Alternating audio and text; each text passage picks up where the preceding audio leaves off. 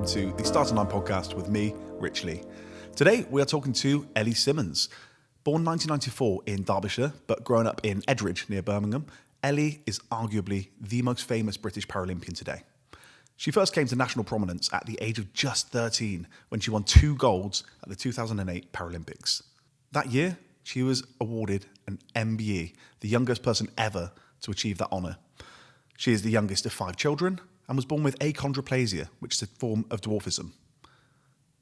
She became the face of the 2012 London Paralympics and won a further 2 gold medals, followed by another gold in Rio in 2016. She announced her retirement from competitive swimming shortly after the Tokyo Paralympics at the age of 26. And since then, in recent years, Ellie's been a presenting mainstay, commentating on swimming, and she's presented her own documentaries, one about the controversial drug treatment of achondroplasia, and another called Finding My Secret Family, about her life as an adoptee, having been given up for care at just 1 day old as a result of her condition. This was a great conversation. I genuinely hope you'll agree, with a beautiful, beautiful soul.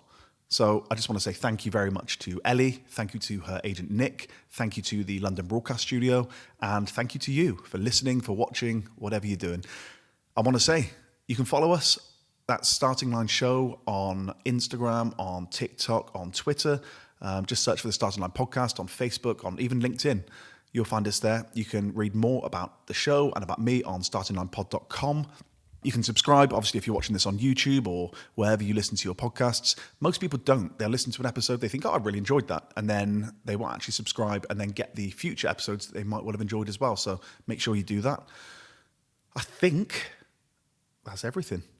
So all that remains to be said is, without further ado, I bring to you my conversation with Ellie Simmonds, OBE. I hope you enjoy. Podcast-wise, what do you listen to? Podcasts. I listen to Desert Island Discs. Who's your favourite person you've listened to on Desert Island Discs? I loved Stephen Graham. See, I love him. One of the best actors, I genuinely think. He's amazing, isn't he? Like, he's been in so much, like, from Time to...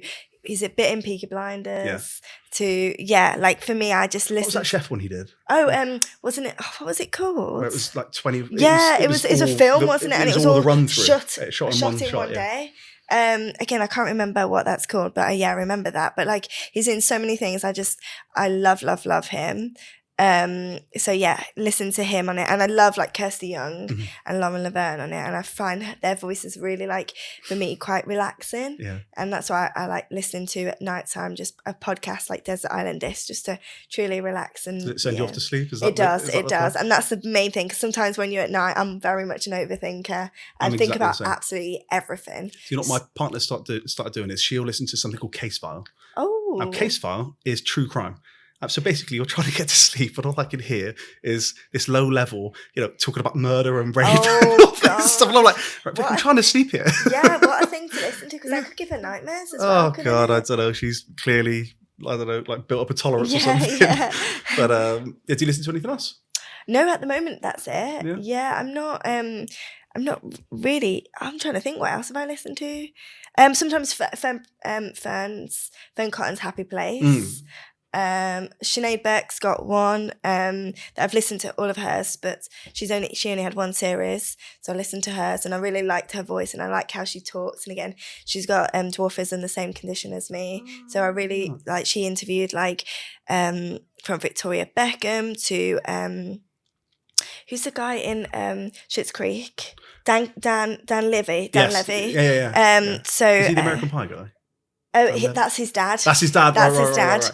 I really liked her, and again, I like her voice and how relaxing her voice is. So yeah. Okay, I'm hearing a theme. Voices. I really like. I prefer ones that it's a nice soothing voice. It's not relax me. Yeah, so sends me off to sleep. Burst out loud comedy. Yeah, it's nice. Yeah, just general quietness. So what are you doing right now? So you've just come back from the Caribbean? Yes, I've just come back from the Caribbean. I love traveling. Mm-hmm. Traveling is definitely one of my big passions and hobbies. And seeing the world. And now I've got time since retirement. Like people always ask, you did travel though when I was training and racing, and I did, but the majority of the time, you're in a swimming pool, presumably. Literally saw the hotel, swimming pool, and airport. Yeah. Whereas now it's really nice to have that time and to explore, you know. I think you get a lot out of traveling and seeing different cultures and immersing yourself in different places and different people and things, and you learn a lot about the world and how it works, but also yourself as well, getting yourself from A to B, getting yourself to different destinations and stuff, and again, language barrier and things. Like, even though I did Welsh at school, I failed it at school, so I'm not the best at languages, but you know, just learning a bit of a different language helps. But also when you can't understand as well, you've got to go have that little barrier to go through. But yeah, for me, I love traveling, and it's definitely something I love doing. What are your favourite places you've been? Oh, Madagascar. Yeah. You did freediving in Madagascar. Yeah, I did. There again, another hobby that I've got to do. Still doing it? I'm actually going into scuba now, diving. Wow, okay. So yeah, still love free diving, but gone into the whole tank thing now, a bit of oxygen and air on my back. Still. How are you finding that? And where did you do that? Oh, since getting my qualification, I've done it. Went to Indonesia, Australia, did it in Antigua and the BVI Islands. In Egypt, so I've got to see a few different oceans. I definitely prefer the hot places. That's me. Give me a hot ocean and hot water, like warmer water. I prefer to. So you've gone from swimming pools to chlorinated pools to the open sea. What's the best thing you've seen? Well, when I did free diving, I got to see whale sharks and humpbacks. So that's for me one of my. And again, I've seen bull sharks. Everything. How close are we talking? Bull sharks were normally right at the bottom. Right, okay. But for me, I quite like the little things. Yeah. I love like all the different colours. So just going in and just seeing like the fish interacting with each other. It's just like what humans would do. They play, they bounce off each other. So for me, it's just, those little things, like all the different colours of the coral and the plankton, and there's like slugs and anemones and all like nudibranchs they're called, like all so many different things, and they all interact. And it's just a whole different world out there. It's like, it's like the world's on land, but it's just in water, and it's so interesting just to hover down there and just watch it all flow. Is that something you think you'll always do now? Oh yeah, definitely. You know, like it's my happy place. It's, you go under and you can hear crackling, you can hear like the water, you can hear all the animals and the fish and the coral talking to each other. It's quite peaceful down there. And you said that you did that in the British Virgin Islands as well, yes, where you've just come back from. Yeah. What were you doing over there? So I was on holiday. Okay. So that's the main. That's that was the main thing. Got it. Well, so I was in Antigua, and then second of all, the BVI Islands. I was staying on my best friend.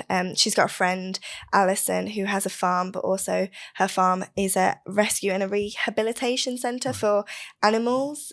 So all animals. So there was donkeys to horses to birds to cats to dogs, puppies, everything possible. Amazing. Tortoises, is that how you say tortoises? Yeah, however you say it. I'm from Gloucester, don't ask me how to speak. Yeah. Tortoises.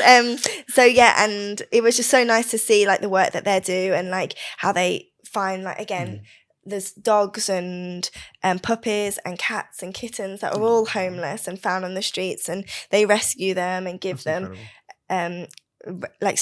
rehabilitate them and then give them a second home. Does some of them go back out into the wild?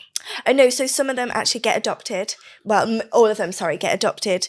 So if anyone wants a rescue puppy or a rescue animal, look at Paul BVI, and they do some amazing things and send them to America, all around the world. Oh, wow. So I fell in love with a little puppy out there. Is this puppy going to be joining you? I'm trying to see if it works out. It's quite hard at the moment. I've just figured out to get him over here. Right. What kind of puppy? Again, it's rescue, so it's right. everything. There's a bit of everything in him. But it looks a bit like, I don't really know, like there's just a bit of like pit bull maybe, a tiny bit in him, but loads of other things as well. But they don't know really. We've just been to St Ives. Oh, yeah. They've got a seal sanctuary not far from there. And we went to the seal sanctuary and had a tour called Behind the Seals, which very well done them. Yeah. It was amazing. Like they name each seal after famous people. Oh, brilliant. So you've got like Ricky Gervais there, David Tennant there. That. So I think they do it in names. tranches. They do. It's very serious. So they do exactly that. They work with the diving association, I think. Yeah. To if they spot a seal that needs help, and sometimes they can be brilliant. at birth, so they'll take them in, they'll look after them, ideally put them back out. Yeah, that's amazing. But some of them they don't. So there's this one there, this enormous. I think what was it called? It was. I can't remember now, but this make up a name. Yeah, pretend it was. It was like sugar lump or something. Do you know what I mean? It's like something, but this massive seal. So it's just lovely if you ever get the chance. Oh yeah, no, definitely. 100% recommend that. I think there's some amazing charities, not just worldwide, but the UK that like help animals and stuff. Like we've got Battersea in London, and there's also one in South Wales called Manly, and I follow those on socials and stuff. So I think it's really good to rescue. Like I think there's a hashtag, isn't there, that goes around rescue don't shop or something like that. Yeah. Rescue or adopt and things. So definitely, if I don't get Reef, I'll definitely get a rescue dog. Cool name. Oh yeah, I called him Reef. Yeah. You called him Reef? Yeah, I did. Because me and him bonded straight away, and there was he didn't already have a name. No, there was an influx of puppies. He's only a couple of weeks old. He was found in a cardboard box on the side of the road. So me and him had straight away, like he's got the biggest personality, so cheeky and so out there. And I thought something water themed, so I thought like maybe Scooby, Scuba, Wave, Fisher, and the Reef. I was thinking, name. So I thought really, Reef is his name, and it's stuck ever since, and everyone calls him like Reefy Baby and like Reefy. So yeah, it's so nice that I've got to name him. So traveling's keeping you busy? Yeah, no, definitely. And what else has gone on in your life? Oh, there's lots of stuff. And I think that's what's so nice since swimming and since retirement. Like throughout my life, and especially when I was swimming, every single thing was planned, from a day plan. You knew exactly what time you're doing this. You knew what you're eating, when you're sleeping. Yeah, exactly. Day plan, week plan, month plan, year plan, 4-year plan. And then since retirement, every day is different. And that's really, really nice. And since that as well, like so many different things. And it's been really lovely trying a variety of different things, from doing talking stuff with Lorraine on like red carpets to corporate to photo shoots, designing like things with amazing fashion companies, to like things like this today. So it's really, really nice that just days opportunities coming to you. Yeah, because I think when you do retire, like for so long, my identity and what I knew I was good at and what I did was swimming. And then since retirement, I want to try and do a variety of things to find what do I like? What am I good at? All that type of stuff. They say you retire twice. Yeah. So you've got, your competitive retirement and then whatever you end up doing thereafter. Yeah. Is what interests you most? Is it presenting? Is it, is it the fashion stuff? Or is it just literally the mix? So I've been very lucky also I've done 2 documentaries. I love documentary making, and I love like presenting, and I love like on the like red carpets when it's you get the individual for like maybe 10 minutes or even less than that, 2 minutes, and you have to quick fire question them but have to get the right answers and stuff. I love like, because it's quite adrenaline rush. I think I was so used to that adrenaline rush when I was a swimmer. That's the thing. Do you miss that? I do miss it, definitely. I miss like looking for ways to bring it back. Like, is that what you do? I think so. And I don't know, like I did Strictly, that was adrenaline rush. I jumped out of a plane. Bake Off? Yeah, Bake Off a couple of years, more than a couple of years ago. So I'm trying to find that thing. But yeah, I do miss it. I miss pushing my body to its limits. It's definitely, you get a high from like training and when competition goes well. But it's quite nice as now not to have a bit more freedom, to not be as stressed, to be not as pressured, or to not have a day set out. And it's nice to, be a bit more relaxed. So you touched on the documentaries. Have you got anything else planned? Anything else you might like doing? I would love to do anything, to be fair. We've had loads of meetings. So, hopefully. I mean, the world of production, for people that don't know, it is an endless parade of meetings, isn't it? It is. Until something then happens and then it's happening. Yeah, and then all of a sudden, click, it happens. But it's been fab so far to have done 2. Again, 2 close to my heart, with A World Without Dwarfism, and then the second one about adoption and disability, and from a personal point of view of finding my birth mom and talking about that story. So those 2 were amazing. How do you reflect on that? Because that was last year, right? So yeah. What was the reception to that, and how do you think now this far after it. I mean, when did it go out last year? Was it? I think it was like mid-year? Yeah, I think it was like April time last year. Okay, so not far off a year. Yeah, not far from a year. How do you reflect on that documentary? You know what? I think it's always quite nerve-wracking, isn't it? Someone think that someone doesn't know about you and then you're telling it to the whole world and sharing that side to you, and it's quite vulnerable and open. What made you decide to? Do you know what? I think it's always something that I've wanted to find out more about. I've always known I was adopted, and it's always something that I wanted to find out more and find my birth mom, but there was never the right time, because when I was a swimmer, I was so focused, didn't want any distractions. And then when I retired, I wanted to find out a bit more about me, because I've got all these questions that I haven't been able to have answers to.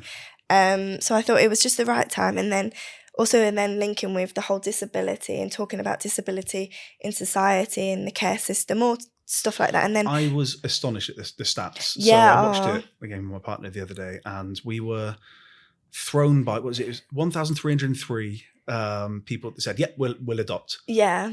2,000-ish kids that need adopting, and only 2 people said that they would adopt somebody with Down syndrome, and 8 said they'd adopt somebody with a physical impairment. Yeah, like it was out shocking. Of that 1,303. It was, it's like things like, where do I get my looks from? Or my eyes, or like looks on hair, like my curly hair, or, my personality, or where's all that come from? Your mum wasn't on camera, was she? No, they didn't. Do you look similar? Yeah, we do, pretty much. Yeah, the same eyes and same, personality. She's very talkative and social and loves a laugh and things. So yeah, there's definitely seems similarities. But that's why this is one of the reasons I wanted to do it, and the response since doing it has been like every person that I've met and spoke about it with, have all got a little personal connection, and I've been 100%. open to again, talking about adoption, and it's been amazing to see the reach that it's had, but also I feel like it's maybe opened up that conversation, because it's not really a conversation people talk about. No. Like adoption and fostering and in that care system. So to have that opportunity to talk openly about it and then have people talk to me about it has been really, really one of the great things about it. Did you watch the one with the documentary with Joe Swash? Do you know what? I didn't, but I've seen I saw it on iPlayer as well, but I haven't well worth watching. Watched it. It's eye-opening. And it's a whole world that most people don't know that much about. So I think it's a fantastic thing to have done, for you to have done that documentary. I mean, what I found amazing was you were so stoic and so you're so lovely with that, like, hey, I'm not in her shoes, so I don't know. Yeah. So I don't know. You can't make decisions. But then it was when you were speaking to, would you say foster brother? I guess your foster mum. Foster, right? That's the first time that you got emotional. On the phone. Yeah. Can you remember why that was? So my birth mother put me up for adoption, and then from there you go into fostering, and I was with my foster parents and then siblings, and my foster mother sadly passed away, and all along she knew that it was me, and not having the chance to have met me, and that's one of the things I wanted to do it now, because I started hearing more and more that people had left it too late, and I didn't want that to happen, because I didn't know the age of my birth mum or birth father and foster parents. I didn't really know their age as well, so I didn't want to do things late, and sadly I did that with her, and to know that she'd been watching me and knowing that she knew who I was, it was just brought quite a lot of emotions, because it is emotional. I think it's because there was somebody that felt proud of you and had a connection to young you, to brand new you, and also I never knew, I knew that I'd got this whole part of me and chapter of me, but not knowing that they knew who I was. My birth mum has known me ever since, and she apparently has got all the clips of me swimming and all my interviews and all that and stuff, and people apparently said to her why have you got that on your TV? Some random are you but she was very much open and stuff to talking about me, which was really nice. Yeah. So was she watching your career? Watching my career. Yeah. And always apparently saw me in Beijing and knew straight away that it was me. My birth mum and birth dad split up. Yes. And so how old were they when you were born? Oh gosh, I've not even asked. How old am I? I'm 29. Yeah. So before me, so 29, 30 years ago, they've been split up. And I think for me, I knew that when I found out with Glesney and my records, and I knew that my birth mum was someone who I wanted to speak to and gain a relationship, and it's been quite like emotional and things. So I'm trying to take that in one step at a time, and then I'll go through my whole finding out about my birth dad. But I think I'm just taking it as slow as I can, because it just is definitely hard to, like, it's very emotional and brings up a lot of things. So doing it in my pace and a slow pace is what's working for me. I think the moment where I shed a tear was when you were writing your letter to your mum, and I turn around and my partner's in tears. It's just like so sorry I made you guys cry. No, it's real though, isn't it? And there's something very, very beautiful in it. And I think it was just it's important to, as you said, it's important to have these conversations, and for people to know that there are kids that have come through the care system that don't know anything about the parents, and might be scared to, or might think, oh, how do I do this? And I think that you reiterated more than once, and you just did again, like, it's important not to take it too quickly. Yeah, I think that's what people I've heard, like from Glesney, who's my support worker. She's a social worker, but also is a support for people who are finding their birth parents, or vice versa, birth parents who are finding their birth children. She said to me, just go as slow as you want to. There's no rush, no time limit. And I think that's really been helpful, because you can, like, it's so exciting and you want to know absolutely everything, not to rush things. You want to rush things because you want to find out everything, but not to go as slow as possible, because it's very traumatic and it's very, very emotional. It brings up so much a question about yourself and a question about your family and things. And was that made harder with cameras in your face? You know what?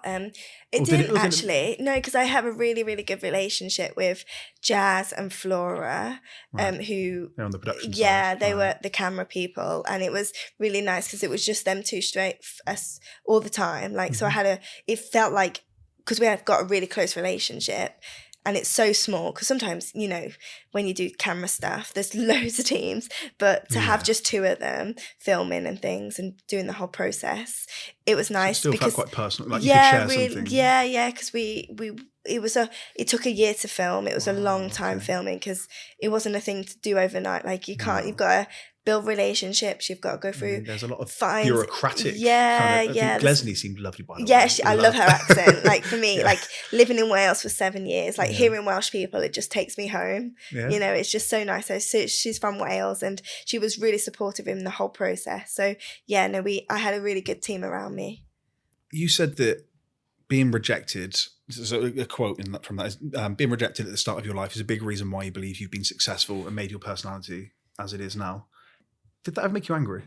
No, it didn't actually. I think, like, it's been interesting since doing the documentary, and during that documentary process of meeting, like, sadly, again, amazing ITV, but it's got little, like, loads of ad breaks, who can only be shortened to like 56 minutes. There were so many people that I chatted to and met who sadly didn't make it, because there was so much to put into a shorter space of time. And I met quite a few charities, and they speak about, like, quite openly about, as soon as you're born, you're placed into care system, the whole rejection feeling and all that type of stuff. And they really spoke really openly about it. And there's some amazing charities out there who have people who've gone through that whole adoption and stuff, because it can be really traumatic. But I think, to be honest, I think naturally my personality is very, like, I'm very focused and very driven.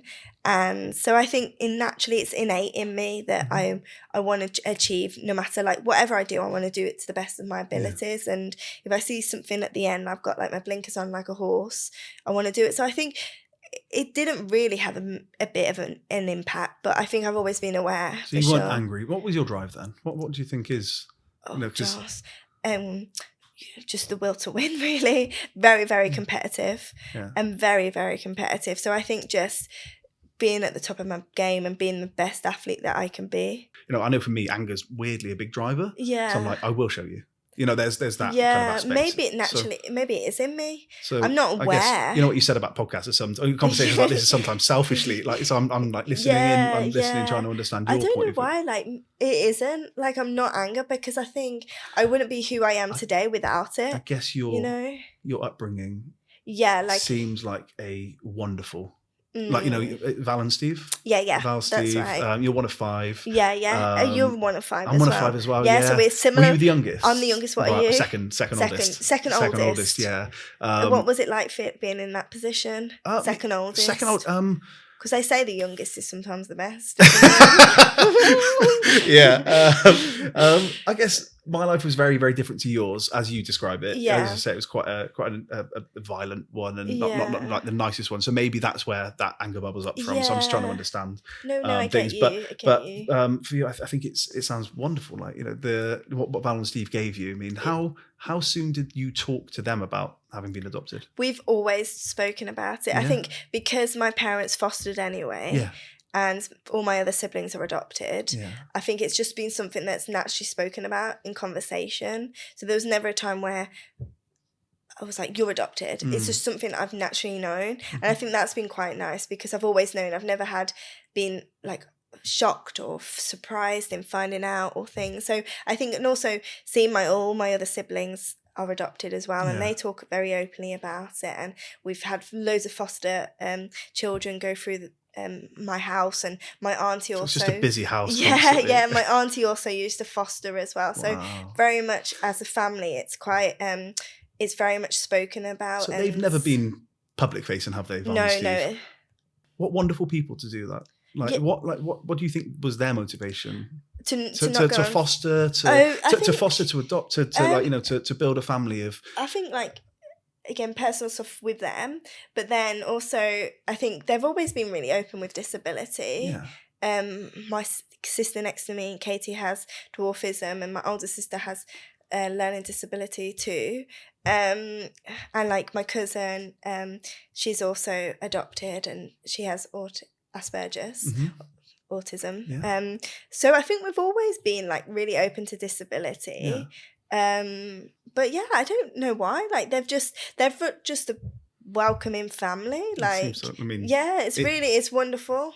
Yeah, it seems like it's just a wonderful grounding for somebody, even if from a possibly rockier background, from an adoptive background, just to then give you that real stability. Yeah, no, exactly. And I wouldn't be who I am today or where I would be today without them. Like the opportunities to swimming and competing. Your mum moved to Swansea with you. Yeah, with me. Yeah, which again we were just perfect timing. Like I was the youngest. My next sister, oldest to me, Katie, she was going to university. All my other siblings, were had moved out from home. So it was just the right timing for that. So it worked in my favour in a sense. But Swansea, and to move there was the best thing ever. Like I loved my school there. I loved training there at High Performance Centre with Billy and the team, and the team now, the team who I was training with, like some of them are my best friends now. So it's you find that with sport, don't you? You do, because I think you're away all the time, but also you go through the whole highs and lows. Massively. Like they see you at your highest point, they see you at your lowest point, they see you at 5 o'clock in the morning to afternoon training. You're with each other time. Like you have fun on training camps together. Like there's that bond that's like no other. So I think some people might not realise how young you were when you first started, not just competing, but the first Olympics you were 13. Yeah, first Paralympics in Beijing I was 13, and my first World Championships in 2006 I just turned 12. So that's incredible. So you won 2 golds at the Paralympics. Beijing, right? Which is absolutely incredible at 13, and it's that saying is, if you're good enough, you're old enough. Oh yeah, age is only a number. Age is only a number. But I think it's absolutely incredible that it was that age, and then you became the youngest MBE. Yeah, that was wonderful. When was that? Was that a few months later? Yeah. So that was, I think you get it in January, so the New Year's honors list. Yes. So I just turned 14, sorry. Okay. So yeah, and still, we're talking about it earlier, still hold that. You're still the youngest record, is it? Yeah, the whole still youngest person to get an MBE. There's been like other achievements, but it's not been an MBE. So I'm like, every time I see it, I'm like, yes, I still got that. Record you want to keep. Yeah. Still got it. Like hearing Jonathan Edwards has still got the triple jump world record, and I'm still got the youngest person MBE. I was like, that's pretty cool too. Do you still have the 400 meter record? Sadly, I don't. It's been broken and all How that. Dare but they? That's sport, isn't it? I know. It's always moving forward, and the Paralympic sport is getting more and more competitive every single year, and that's great to watch. Are you excited about this year? Yeah, really excited. It's going to be my first games watching and not competing. And it's going to be wonderful. Like, it's going to be in Paris again for us British individuals and public. It's like a home games, really. I think it's going to be a big games, both Olympics and Paralympics. It's pretty much the same time zone, not far away. The TV coverage is going to be incredible. So I think it's going to be a wonderful summer. You working over there? Yeah, I am. So that would be nice. That would be awesome. Yeah. Yeah. Well, I mean, who's coming up now that people should look out for? Oh, so from an Olympic point of view, you've got Matt Richards, you've got Tom Dean, who got 2 golds in Tokyo. You've got Duncan Scott, who's got, I think many silver medals. You've got some girls coming through as well. So from a Olympic point of view, Adam Peaty's back. Yeah. He just got a bronze medal at the World Championship, so he's going to be one to watch. Tom Daly's back as well in the diving. And then from a Paralympic point of view, you got Maisie Summers-Newton. She got 2 golds in Tokyo at her first Paralympics. You've got Ellie Chalice, who got a few medals to her name in Tokyo, and the S14 boys. So I think it's going to be not just in swimming, but the whole Paralympics and Team GB are going to bring back some medals, I'm going to believe. And I'm rooting for them. How does it work? What in terms of, and just for a dunce? Oh yeah. Like me. So any swimming questions, just ask away. Yes, because you competed in S6, right? Oh yeah. So what are the different? So in Paralympics, swimming, there's 10 physical disability classifications. So S1 to S10. S1 is the most severe disability. S10 is the least severe. Then you've got visual impairment categories. You've got S11, 12, 13. And then you've got learning disability classification, which is S14. Right. And I'm smack bang in the middle. Okay. And they look at us both inland and on water and measure us, really. Right. Measure our movements, measure our impairment, all that type of stuff, and then score us. So is that a relatively subjective measurement, or like, is it like, could you, if somebody saw you on a different day, end up in a different category? Or no, there's definitely that to happen. And I think that's one of the things about Paralympic sport, like classification is definitely a hot topic to talk about. It's definitely can be seen as controversial. And very, very interesting. But yeah, it's definitely interesting classification. And again, it's so hard to measure though, isn't it? Because every single disability, even with the condition I have, which is achondroplasia dwarfism, achondroplasia is the most common type of dwarfism.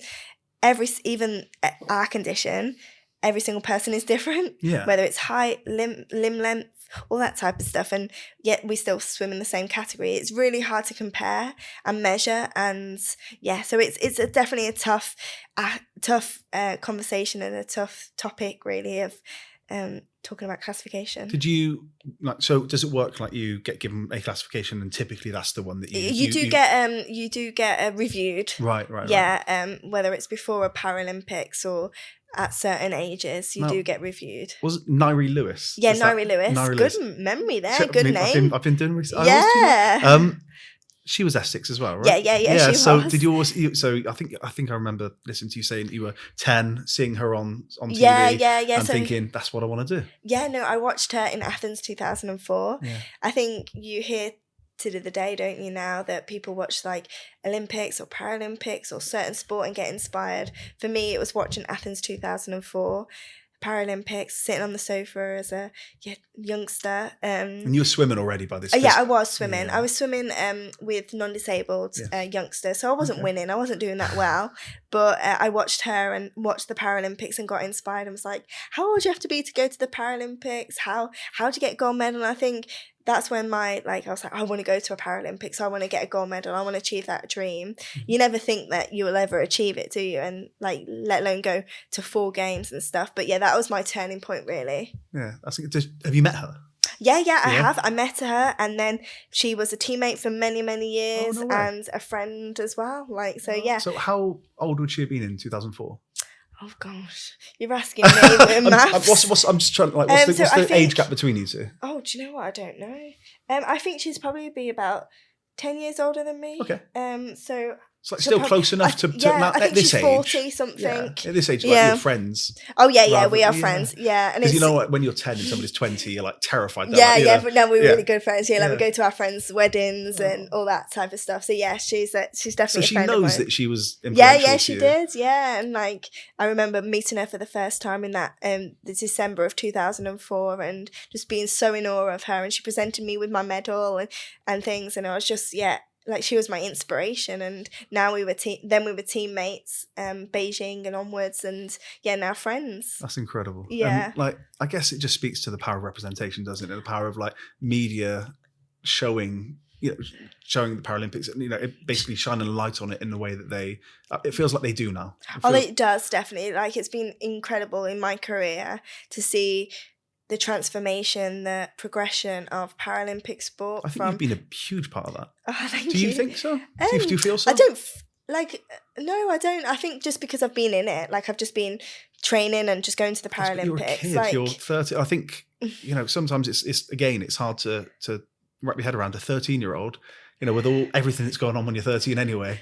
Yeah. And all of a sudden you're the face of British hope in Paralympic swimming. I think I think being young really helped me. Do you think? Yeah, because I think when you're young you don't really take in things like you're going through whole puberty and change, being a teenager, but actually like the amount of pressure and all that other aspect you don't really think about. So I think that really helped me because I just went out and did my sport and did something that I loved and just swam as fast as I could and not really thinking about the whole pressure on my shoulders.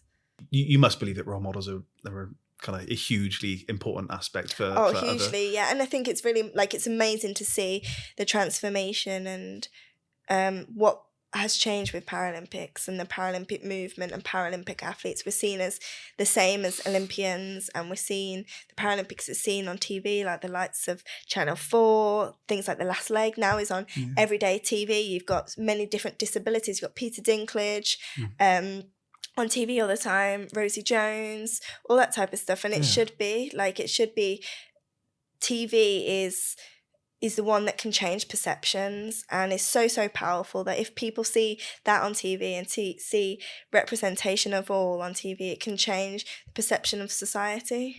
Were you worried when you did your first documentary about the response from other people with achondroplasia? It's quite a mouthful, isn't it? Achondroplasia. Do you know, I practiced it before doing this, and then I just let myself down. Achondroplasia. Achondroplasia is quite a bit of a mouthful, isn't it? Did you worry when you did that documentary? Because obviously it's quite a controversial topic, and I know that you went into it neutrally. You weren't there for or against the notion of. And do you want to explain what it was? Sorry, So I did a documentary with BBC. So in the dwarfism community, there's this new drug that's come around from Australia and America, and it's just come over here in the UK, called Vosoritide, by Biomarin, and it's a drug children inject themselves every single day, and it's like to be taller, to help with back problems. What does it physically do? What does the drug do? I think it just puts a different what's the protein in the joints and makes you taller and grow a bit quicker. Okay. So this isn't some snake oil. It ostensibly works. Yeah, it does work. It's only getting tested over here still on the NHS. It's only on trial. But it's just, I think it's just that what we're trying to say, the people who are against the drug, is why do we need such a thing 100%. To make us a bit taller? To try and fit into society, we're actually now starting to this change where it's okay, it's good to be different, and just a drug that's a child is injecting themselves with every single day just to grow a couple of inches. Kids typically so it's actually starting on babies now, from babies to when you stop growing. Yeah, every single day. It can be very invasive. So was your stance anti it pre-documentary, or do you think you learned? I learned a lot. I think I was quite neutral because I was really interested to hear both sides, and I didn't really want to have a view of it because I wanted to learn about it. I think now it's again still in between. You're not going to change people who are going on the drug, but I think just education and awareness is so important. It still needs to be bigger in a way. 2016. you said it was quite a hostile environment. Yeah, it was. It was definitely. Was that your last Paralympics? No, third one. I went to Tokyo. You went to 4 as well. Yeah. You went to Tokyo. So, had it changed by Tokyo? Oh yeah, it had. Yeah. Well, it's still different. Right. I think we had such a good team from Beijing and London era. And then people changed, London, a lot of people retired and moved on after London. Yeah. I think lots of people had stayed on because, it's London 2012, like a home Olympics and Paralympics is in history, like historic. So it definitely changed, and we had a new performance director and whole new perception of Paralympics and disability, and British swimming was all changing. So yeah, it's definitely different now for sure. But it definitely a few individuals who were the catalyst and the bad example. It wasn't just one person. It was one person, but I think to let that one person to do what he did, other people are aware of it, and they don't help in a sense, us athletes. So I think there's definitely a group involvement for sure. What's the worst it got? I think it's really hard to describe, but I think the environment was, you were going in and you're walking on eggshells. It was it's really hard to describe. Like we as athletes talk, like with my teammates, we talk about it and think, how did we go through all of that? But it's really hard to describe it to other people. Like it's just like just getting told that you're not good at something all the time, told that like you're restricted on what you can do outside of the pool. You get weighed all the time, like skin folds, all that. Like, so when you believe you're for me, I thought I was good at swimming, and when you get told that you're not good, it definitely can affect your confidence. Did you not just then say, just hold your gold medals up? But I think someone like who's got that authority, who's got that certain personality, that you feel very like little to it's hard to do things like that too. Like it's so hard to describe. But I mean, I've been in around rugby environments, like that was my sport, rugby. And I started at 11, and I think I've certainly had coaches that take that Vince Lombardi-esque approach, the NFL coach, and that approach of like tough love, and I think there is tough love, but I think it can go to the other way. 100%. I've seen it. I've seen people just fall apart.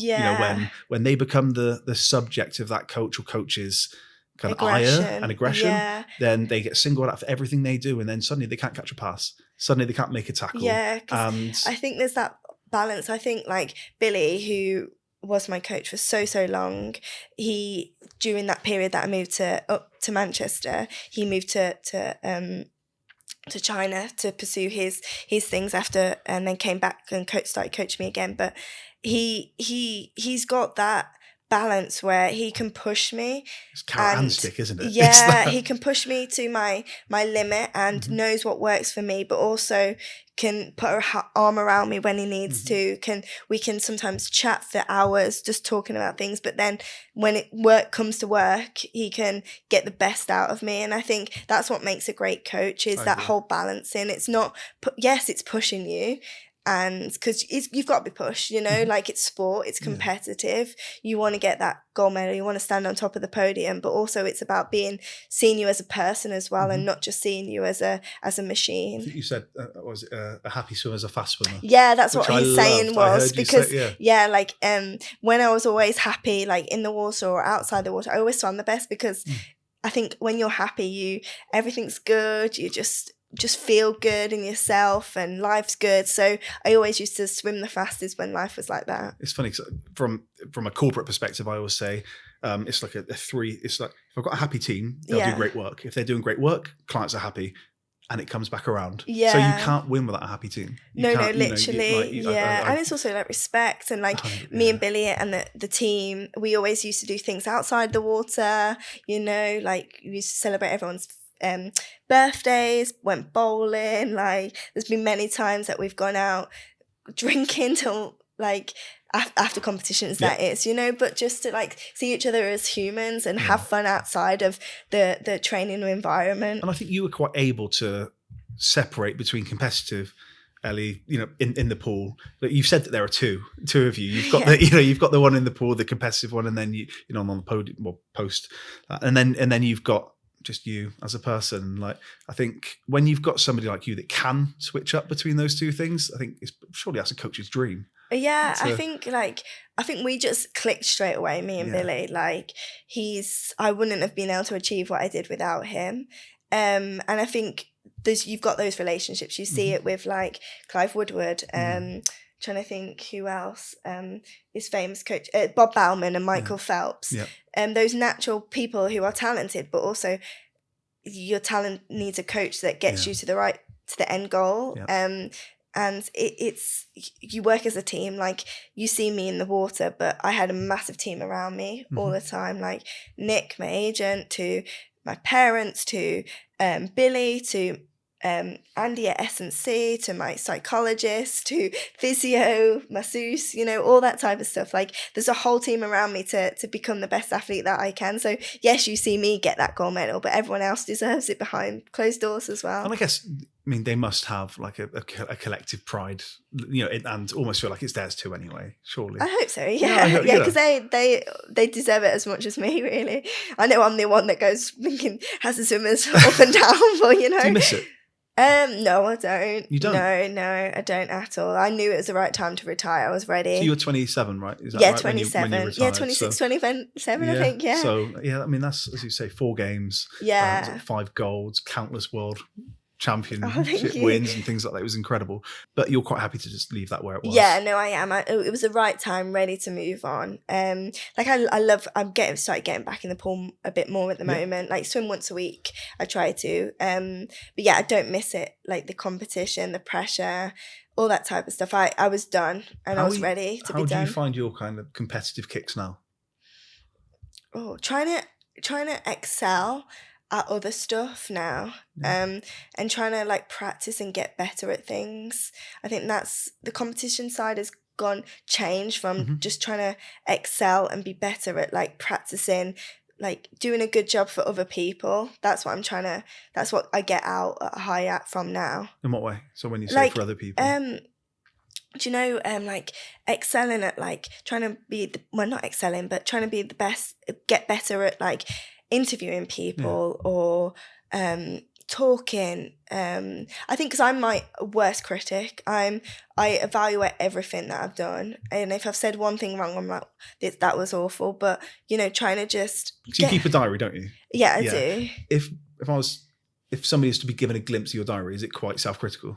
Oh, do you know what? It's not a diary like that. Oh. It's a diary where I've got to be every single day. Oh, I see. Yeah. Right. But probably in my mind. In your mind, all right, okay. But no, my diary is where I've got to be every single day to keep me in like where I've got to know where I've got to be. Yeah, I've got what it's like hourly, and it's, everything's in there. Just I don't think I'd function anywhere near as well as a business owner, as a boss. I can imagine all those things. Like if I didn't have that, I've got 3 children. So kind of. I bet it keeps you. And the problem is when you've got a mindset of like that's not enough. I want to do more. I want to create more. I want to, and you just end up just juggling more and more, don't you? Yeah, no, exactly. And saying yes to everything as well. Yeah, because I'm a person I can't sit still. I have to be doing something all the time. So.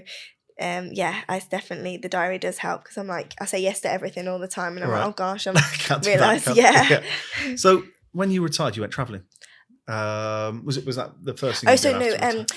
So during Tokyo and Rio, I decided to go travelling for a year and take a year out. Right, but so then, a year out completely. And then get back into Tokyo. But then since retirement, I've travelled a lot since. Again, like I said, it's one of my hobbies, one of my passions, something that I love doing. Just immersing myself into cultures and different worlds, and seeing the world that we are in. It's beautiful. Is there anywhere you've not been that you want to go? I really want to go Fiji and Tonga. Amazing. I want to do like more of like the Maldives and Caribbean. I love the Caribbean. Really, hot places. I'm not really a fan of cold places. So you've not been to Iceland or Norway? Oh, I have been to Iceland. Cool. I loved it there. Yeah. Again, got to see the Northern Lights and stuff. But I'm trying to think. Did you get a good photo? Because we really struggled to get a good photo. Do you know what? It was years ago, so I can't even remember where the photos are now. But like Raja Ampat, it's in the Maldives area. Apparently, it's good for like animals and all that type of stuff. Anywhere, to be fair, travel anywhere. In terms of Europe, where have you been? I've been Italy. I've been majority, but it's more training and competition, so you don't really get to see place. And obviously, you were on Bake Off. Are you still baking? Oh, I do. I haven't baked much at the moment, just because of here, there, and everywhere with things. But it's definitely something I love to do. My mum made a really good cheesecake on the weekend. It was peanut butter and chocolate and white chocolate and like nuts in the cheesecake bottom, like cheesecake, and it was so good. That sounds incredible. She's a really good baker. Yeah. Is that where you got it from? I think it's my grandma, actually. Yeah, we used to bake on the weekend with my grandma. That was something that we used to do. Okay. So I think it was her that I got it from. Amazing. Do you know those little we made little fairy cakes, and then you get those little diamonds, like jelly diamonds. We used to put those on every little fairy cake. Oh. Yeah. Is that the ones where you can get the stickers, like the edible stickers as well? Is that pretty much? Yeah, things like that too, like the little kits. Yeah. Oh, well, at the minute, for some reason, we seem to be making banana bread. Oh, but that's healthy, isn't it? Is it? I mean, let's say it. Let's say it is. Yeah. That's it. My 6-year-old absolutely loves it. That's good. Wonderful. Yeah. So what does the next 5 years look like for you? Oh gosh, I don't know. What does the next year look like for you? Again, you got the Olympics and Paralympics this year. Busy with lots of other stuff. I think I'm 30 this year. Yes, you are. So just to enjoy. Well, how are you feeling about turning 30? I don't really want to turn 30. No. But you got to, haven't you? Apparently so. Yeah. They make you. Yeah, they make you. So travel still. Just see where the life takes me, to be fair. You got any plans for your 30th? I haven't. I think probably if I did something, it'll be in my pajamas, because I'll get everyone in their pajamas. So I'm always, when I'm at home, I'm always in my comfies and pajamas. So pajama party or something. But I love to travel. That's what I'd love to go somewhere abroad. Nice. For your 30th? Yeah. Would you take a load of friends, or would you go by yourself? I don't know. I haven't even thought. But if people want to come, they can. But I quite like my own company. I'm going anyway. Yeah. You good with your own company? Yeah, I love it. I think because with the work that now I live on my own, I really love just being able to maybe be a bit selfish, because with the work that we do, you have to talk all the time and meet lots of different people. It's so nice to go through the flat or go through my door and be I don't have to talk to anyone, and just have music on or watch series or just what are you watching right now? Do you know what? I need a new one. I've just finished watching One Day. Okay. And Heartbreaker on ITV about COVID. Yeah. Have you got any suggestions? Yes. Just Slow Horses. Oh, I love that. It's incredible. Yeah. What's his name? Super famous. Was in Dark. Was in Dark Knight. And he's Harry Potter's. Gary Oldman. Gary Oldman. Yeah, Gary phenomenal. Oldman. He manages to somehow be both disgusting and incredible at the same time. He's amazing, isn't it? I love so you've watched Slow Horses. Yeah. Have you watched both? I've only watched, I think, 1 and 2, because aren't they filming the 4th one at the moment as well? Oh, as in, I've seen it. It's 3 series right now, isn't it? Yeah, they're filming, I think, 4, but I haven't watched number 3. But I don't have isn't it Apple on TV? Yeah, I don't have that. So. Yeah, because then you've got on Apple TV, you've also got it's weirdly really really good morning show with Jennifer Aniston and Reese Witherspoon. That's really really good. If you're into media in any way, it's quite it's quite fun. Steve Carell is in it as well. Oh, he's cool, isn't it? From The Office and yeah, that guy. What else are we watching? Love is Blind. Oh, that's on have you seen Netflix. That? I watched a bit of it. It's trash. Ellie, it's absolute. It quite addictive though? Yeah, it's just nonsense. Yeah. It's like what you were just saying about you get in and you just want to watch something where it's easy. You don't have to think. You know, and if a day's been stressful or whatever, you just think it's just just Americans basically being very very over the top and and Classic. it's terrible, but also you got to watch it. Yeah. And Love on the Spectrum, have you seen that? Oh no, I haven't. That's on about, Netflix. It's about people on the spectrum. It's exactly that, and it is the most beautiful, endearing, Undateables-esque. Oh, brilliant! Oh, fabulous! Thing. Oh, yeah. But in terms of more serious things, I mean, we talked earlier on about The Tourist, didn't we? I've watched that. Yeah, Trigger Point, I've watched. What's Trigger Point? Trigger Point's with Vicky McClure on ITV. It's about like she's a bomb disposable lady, and she like goes into all these bomb disposable things. Okay, it's good. With your turn on Desert Island Discs, with your interview, you mentioned that when you talked about Toxic, as in Britney Spears' Toxic. Oh yeah. You said you can still remember the dance. Oh gosh, no. I'm not going to say like you can teach me if you like. I think we've got we need Carry On Luggage, and I need my two other girls. So you need props. So I need props. We can't learn it now. That's fine. No. Yeah, need props, and then it'll be fine. Have you danced in Strictly? I did. I keep saying Clyde Kaylee on last Saturday. Oh, did you? As in like a wedding or? It was my auntie's birthday, so we all did it, and it was so much fun. Always more fun after a pint or two. Pardon? Always more fun after a drink or two. Yeah. But no, it was really good. It was so nice to dance with all of them and stuff. It's like my calves were killing after it. I was dead on like Were you in like heels Tuesday. Or something though? Oh no, I was just in trainers. Yeah. I don't know why. Like really, really, like I did Pilates on Tuesday. I was like, I'm so sorry. My calves are like so killing me. I can't do it. But no, it was definitely fun. And I think that's what's really nice like about dancing is like it's free. Everyone can do it. It brings a lot of joy and happiness into people. Yeah. And it's a wonderful thing to do. Is there anything that we've not touched on that I wanted to? So how long is your podcast? Generally about an hour. Oh, is it? Yeah, like an hour to two, depending on things like that. Yeah. And also now, because it's going to be going on YouTube, I think a lot of people just put this sort of thing on while they wash up, right? Oh, brilliant! Or to fall asleep, possibly, as you said earlier on. You've got to do like ASMR. That's what everyone does. Is that Yeah, have you seen that? Yeah, I have. Yeah. There you go. There's Ellie Simmonds doing some ASMR.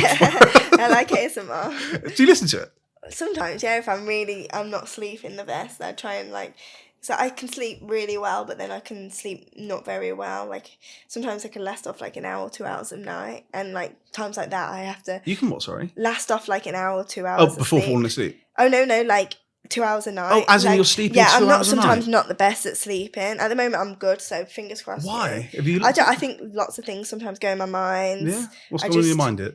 Like 3 at the moment, in the nothing. Yeah. But right, okay. Just everything. You know what it's like. Like say I'm really, really busy or stressed or anything. Like it just. I mean, you just had the move as well, right? Oh yeah, but at the moment I'm sleeping heaven, so all is really good. Good. Okay. I hope it continues. Yeah. Does it mean 2 hours at night? I know. That's crazy. I used to not sleep much though when I used to race. Right. Yeah, I used to be able to last off not much again. I think I'm just a person that like overanalyzes everything and worry about everything. So like when I used to race, I used to like have to think about absolutely everything. So my mind was just, but I was aware, I knew it. Like I knew that I can swim really fast off not much sleep. So it would hit me like a week afterwards. But adrenaline like can get you going and keep you going and coffee and stuff. Were you, when you went out with the documentary, the adoption documentary, if you're somebody that overthinks, like how did you square that? Like after when it was going out there, like, were you stressed TV. About it? How did you feel about that? I tried to distract myself. So I guess you would have done a load of promo around it though and things like that, right? So which was good to talk about it. But when it was on, I didn't go on socials. Right. I didn't watch it live on TV. And just tried to zone it out as much as I could. Just pretended it wasn't on. So social media is an interesting one actually. Yeah. So you just didn't go on. You had no interest in I try not to go on in the afternoons. Okay, why? Again, because if I see you, I think we all do, don't we? If we see something negative or see something it can really affect me mentally. So, and it could keep me up at night and stuff. So I try and just go on either in the day, in the morning, in the day, and then not in the afternoons. I guess you've done so many things that are public facing. So with Strictly, with things like that. Has it been more positive than not? I'm very, very lucky that it has been more positive. There's always those ones that are going to say things. But since since this type of stuff now, it's more positive. So what do you use? Instagram, Twitter? Yeah, I'm more Instagram. Yeah. It's easy, isn't it? You just post photos. There you go, and you don't have to read the comments. Yeah. Do you find yourself reading the comments? Sometimes you do, but majority of the time, no. Well, yeah, I do actually, yeah. Yeah? I was going to know, I was going to say no, but yeah, I do. It's hard not to, isn't it? I think so. Yeah. You know, I've certainly had clients in the past where I've said, look, don't read the good, don't read the bad. Yeah, you know, but you just want to, don't you? Because just I think naturally, that, you know, I've got a theory, we're not evolved enough for this. You know, I don't think we're ready. I was talking to Eddie on the way here about this. I think that we are, you know, like where we find ourselves, like self-harm, suicidal ideation in teenage girls in particular is doubled around, and in men as well. And in men as well. You know. But I mean, in terms of US statistics I saw, 2008, 2010, it doubled. And the only, you know, I know it's correlation, causation and all that, but the only thing that really changed was smartphones and social media. And I just think that we're not, it's unhealthy. You know, I don't think it's right. I don't think we're ready to compare ourselves to, you know, a few billion people at the touch of a button. And also, you know, the invitation, not the invitation, but, you know, the fact that people can then just say what they want when they want to you. Yeah, and they've got their free things. Yeah, and they're like, well, it's just, I'm just saying my opinion. Yeah, hidden behind. Yeah, but your opinion's, you know, an unkind. Exactly. Yeah. So you don't have like a second one where you go back at them. No, no. I'm joking. Yeah, but so do you find it more useful than not?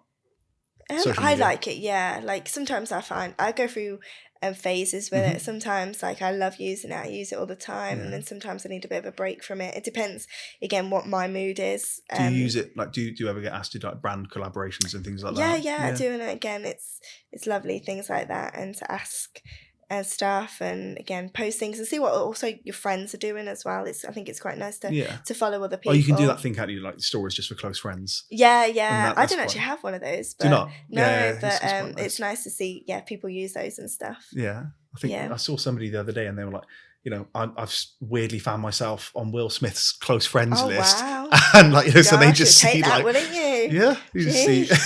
Yeah. Oh no, Ellie, thank you so much. Honestly, I know we've gone around the houses, but you know, I think we've discussed about everything. Is there anything coming up you think you'd like to talk about? Anything you'd like to? No, again, promote? I think just Paralympics and Olympics. I think the whole public can get behind all of that and support your athletes. It makes such a big difference. How do people best do that? You've been on the receiving end of just wonderful like support. Messages, watching on TV. Like sending letters, cards, all that type of stuff. It makes a real big difference to the athletes. Just to know that they're doing it for people and supporting. Incredible. Well, no, thank you so much for coming today. Thank you ever so much. Cheers, thank you. Huge thanks again to Ellie Simmonds and to you for watching, listening, subscribing, leaving lovely reviews, all of those good things. I really appreciate it. As ever, agents, potential sponsors, you know where to find me. That's startinglinepod.com, hello@startinglinepod.com. You can email me, find me on social media. I've done all of those things in the intro, but just search Starting Line Show on Twitter, Instagram, TikTok, Starting Line Podcast on Facebook, LinkedIn. You'll find me. Until next time. Again, really hope you enjoyed this. I loved putting this one together for you. Until next time, thank you and goodbye forever. Bye.